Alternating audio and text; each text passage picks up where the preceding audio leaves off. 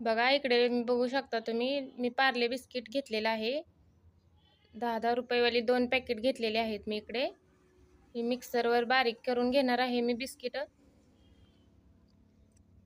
बघा मी मिक्सरवर इकडे बारीक करून घेतलेले आहेत. आता एका बाउलमध्ये काढून घेते. अशाच प्रकारे सगळी बिस्किट मी बारीक करून घेणार आहे आणि ती छान असे एका चाळणीने चाळून घ्यायचं. त्यामुळे काय होतं, बिस्किटचे तुकडे वगैरे असतील तर ते छान निघून आपले चाळणीने निघतात. तर हे चाळणीने चाळून घ्यायचं छान असं. बघा हे चाळणीने चाळून मी एका बाउलमध्ये काढून घेतलंय. बघा मी याच्यामध्ये 1 चमचा बेकिंग पावडर टाकली आहे. आता त्याच्यामध्ये टाकते 2 चमचे तेल.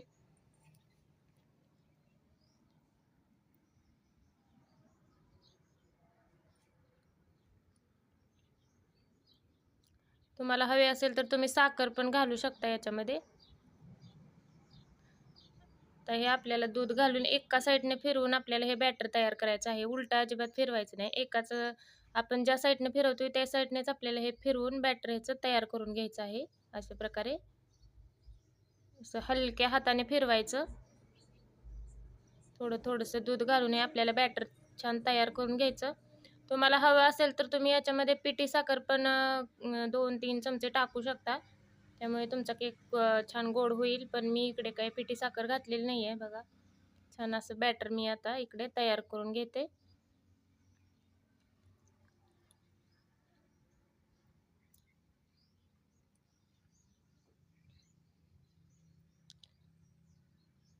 अशा प्रकारे स्मूथ बॅटर असं बनवून घ्यायचं.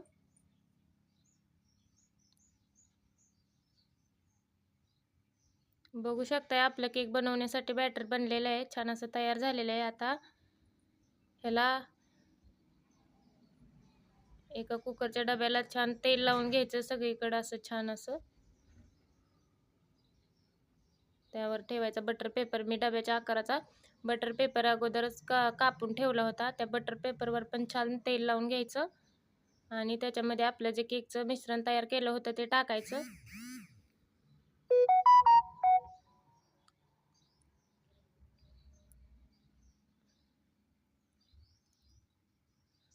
आणि ह्या डब्याला 3 वेळा टॅप करायचं.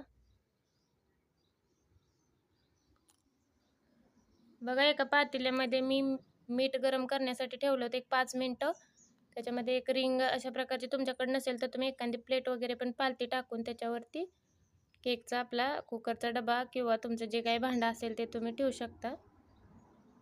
अशा प्रकारे आता ह्याच्यावर झाकण ठेवून आपल्याला 30 मिनिटं हा केक आपल्याला शिजवून घ्यायचा आहे. छान बेस बनेपर्यंत आपल्याला हे 30 मिनिटं लागतात. मंद आचेवरतीच ह्याला 30 मिनिटं ठेवायचं आहे. बघा तोपर्यंत आपल्याला इकडे क्रीम बनवून घ्यायची आहे केक बनवण्यासाठी. बघा इकडे मी साखर बारीक करून घेतली. एका बाउलमध्ये काढते. 2 चमचे साजूक तूप घेतले मी, ते याच्यामध्ये घालते साखरेमध्ये. हे छान मिक्स करून घ्यायचं.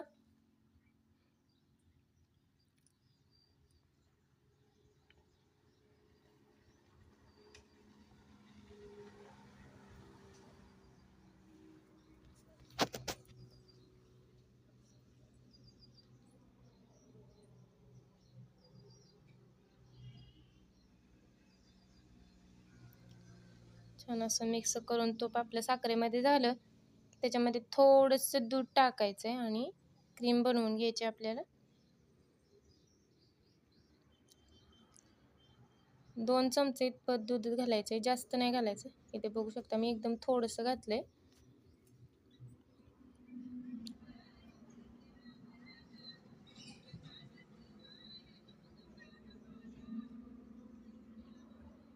बघा मस्त असं स्मूथ झालं दूध टाकल्यामुळे.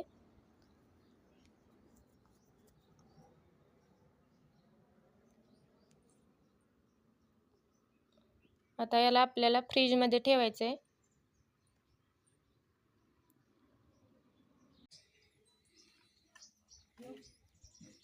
बघा इथे आपली क्रीम छान अशी बनवून झालेली आहे.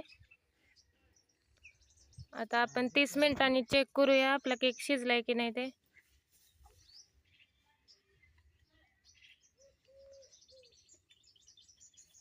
बघा मी इकडे एक चाकू घेतलाय, तो असा कडेपर्यंत असा घालून बघा आपला चाकू पूर्ण क्लीन आलेला आहे, म्हणजे आपला केक छान असा शिजलेला आहे. मी गॅस बंद करून परत हे 10 मिनिटं ठेवणार आहे. 10 मिनिटानंतर बघते हा कुकरचा 10 मिनिटानंतर हा कुकरचा डबा काढून घेते मी. आणि आता ह्या केकच्या आपल्या कडा सोडवून घ्यायच्या अशा एका चाकूने आणि एका प्लेटमध्ये आपण याला काढून घेऊया.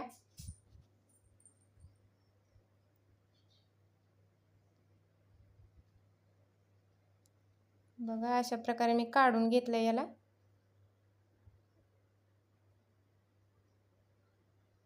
दोन तीन वेळा हाताने असं कुकरच्या डब्यावरती टॅप करायचं. बघा मस्त असा आपला केक बनवून तयार झालेला आहे. आता याच्यावरचा मी बटर पेपर काढून घेते.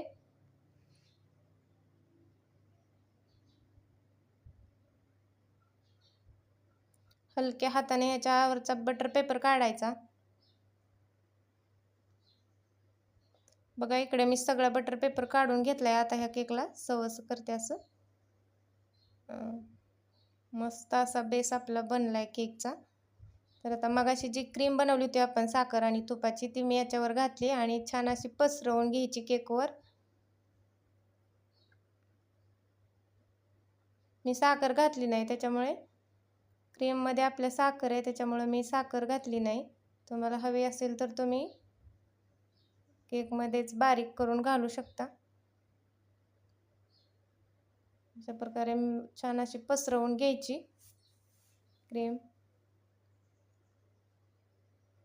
आणि मी कॅडबरी फ्रीजमध्ये ठेवली होती बघा, ती आता ह्या केकवरती मी खिसणार आहे कॅडबरी.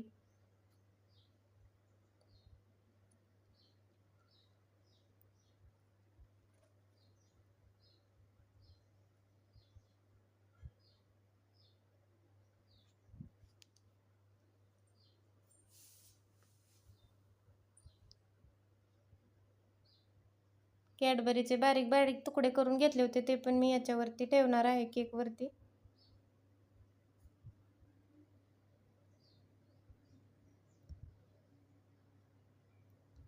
तर स्ट्रॉबेरी घेतली, मी स्ट्रॉबेरी पण ठेवणार आहे आणि स्ट्रॉबेरीचे बारीक बारीक तुकडे केलेत आणि ती पण मी याच्यावर ठेवली आहे. तर बघा आपला केक किती छान बनला आहे.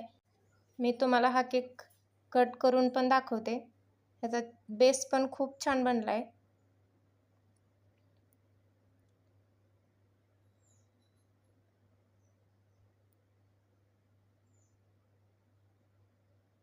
तुम्हाला हवं असेल तर तुम्ही त्याचं लेअर कट करू शकता आणि त्याच्यामध्ये पण मध्ये ती आपण साखर आणि तुपाची क्रीम जी बनवली होती ती याच्यामध्ये लेअरवरती लावू शकता.